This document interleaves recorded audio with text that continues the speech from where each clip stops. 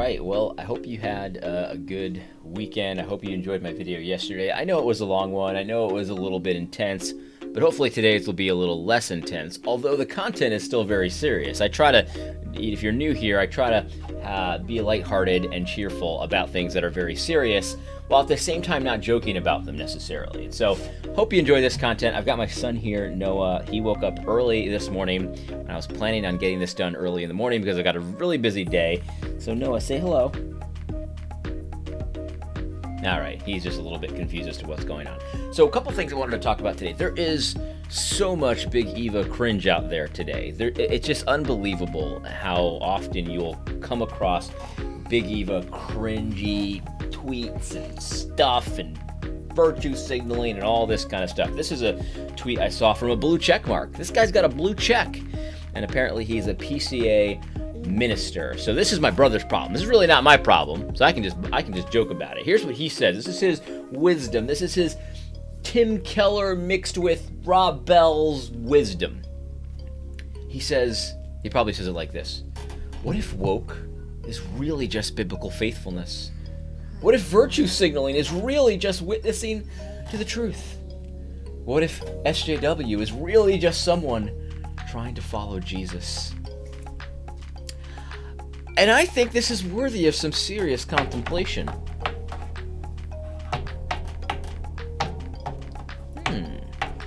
Hold on, earmuffs.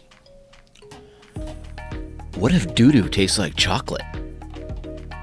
Anyway, this is the kind of thing that Big Eva's famous for. Like, they ask these stupid questions. They don't really answer them, but they're definitely putting forward an argument. And Tim Keller's famous for this. There's lots of... Big Eva is famous for this. They're just asking questions here, but they're really putting forward a perspective. From what I understand, that's exactly what Amy Bird did in her most recent book. I'm not going to read that book, obviously, so I don't know if she did that or not, but it would be very typical if she did, where she's just asking questions, but she's really putting forward a perspective. It is the lamest, most limp-wristed, most effeminate, most annoying, most dishonest way to put forward an argument, because someone will come at you with counter-arguments, and you're like, well, I'm just asking questions here. It is so terrible. It's so terrible. Anyway, so let's talk about something serious, because, last week I did a video where I basically said farewell to the woke church, and I said if you're sold out to this wokeness thing, then you're just in a different religion. I consider you an unbeliever at this point. We can still talk, but it'll be an interfaith dialogue, which some people don't even like to have interfaith dialogues, but hey, that's okay. And I've been thinking about that for a long, long time. I've been thinking about that for months, and I felt that way for a while, but I just didn't have the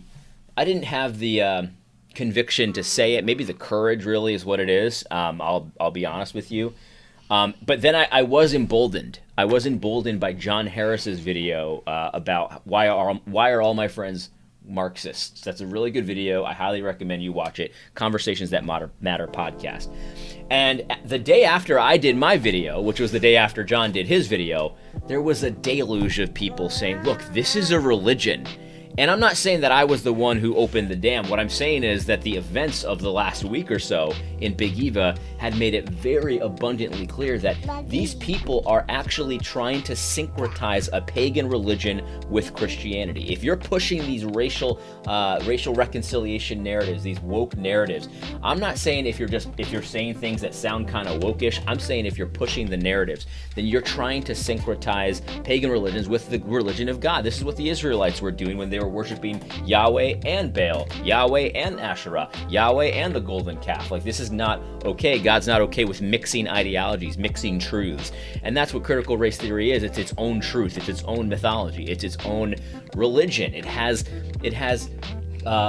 rituals. It has atonement. It has all these things. It's got every aspect of a fake religion in it. And Christians, Big Eva celebrities, are pushing it.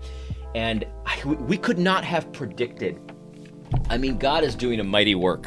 He's doing a mighty work to reveal this stuff. We could not have predicted how overt these people of a different religion are going to be. Let me just set the stage for you, because what God did is amazing.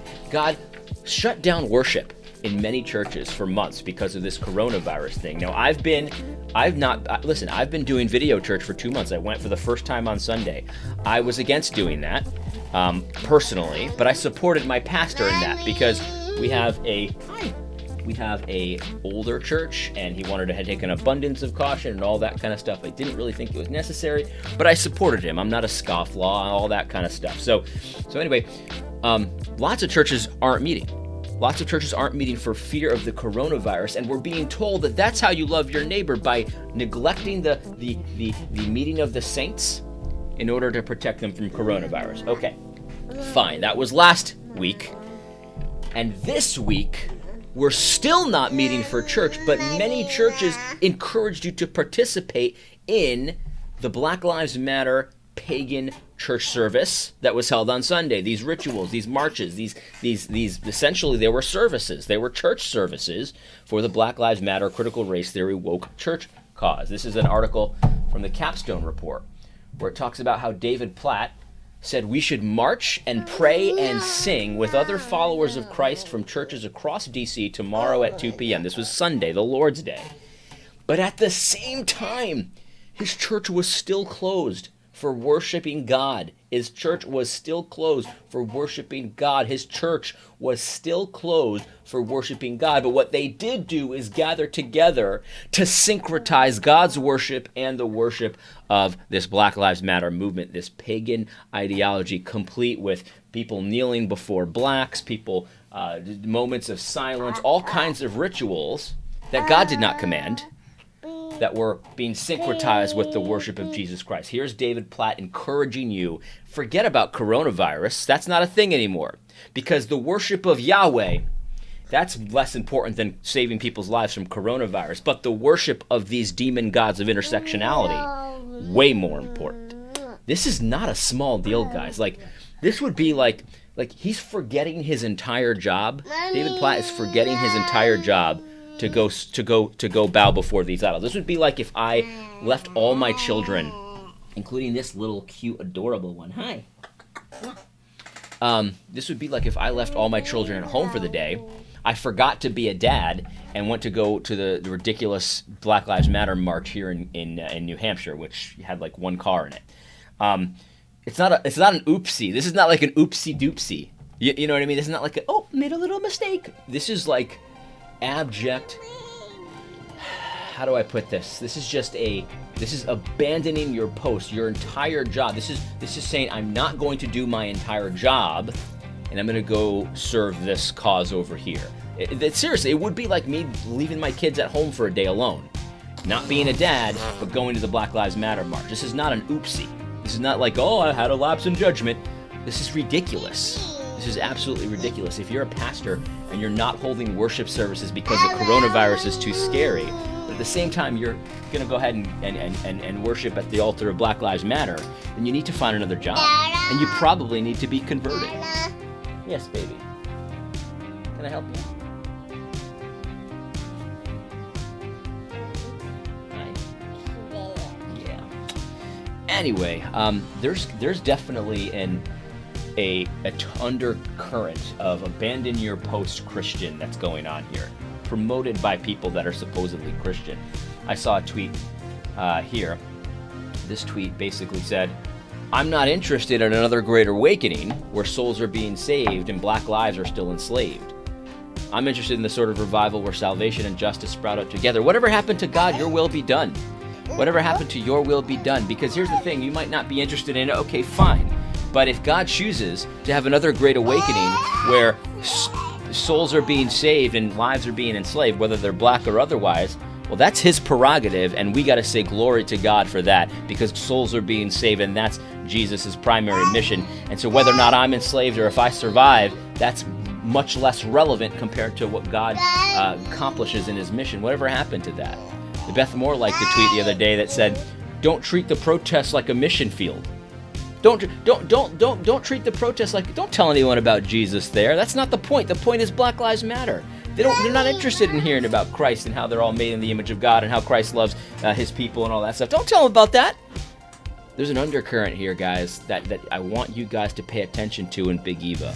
These big Eva people have the bona fides. They've written so many gospel-centered books and all that kind of stuff. But right now, they are abandoning the gospel in droves. Do not consent. Do not consent, right? Say, don't consent. Good boy. Anyway, I hope you found this video helpful. God bless.